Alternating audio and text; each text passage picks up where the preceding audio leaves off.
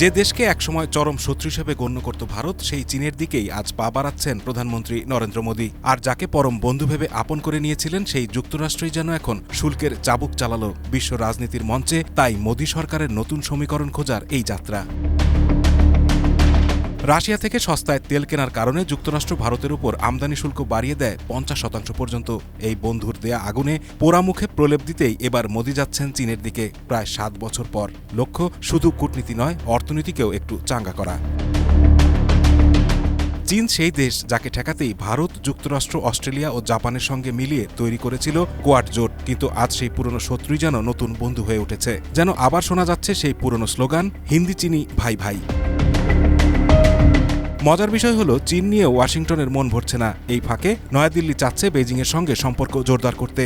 আর ঠিক এই সময়ে ভারতের প্রধানমন্ত্রী যোগ দিচ্ছেন চীনের তিয়ানজিন শহরে আয়োজিত সাংহাই সহযোগিতা সংস্থার সম্মেলনে। সামাজিক যোগাযোগ মাধ্যম এক্সে মোদী লেখেন, চীনের তিনজিয়ান শহরে পৌঁছেছি। এসসিও সম্মেলনের ফলাফল ও কয়েকজন বিশ্বনেতার সঙ্গে সাক্ষাতের অপেক্ষায় আছি। এখন প্রশ্ন উঠছে, চীনে মোদীর এই সফর কি শুধু কূটনৈতিক সৌজন্য, নাকি এর পেছনে লুকিয়ে আছে গভীর অর্থনৈতিক ও ভূরাজনৈতিক বার্তা? 7 বছরের সম্পর্কের বরফ কি এবার সত্যিই গলবে?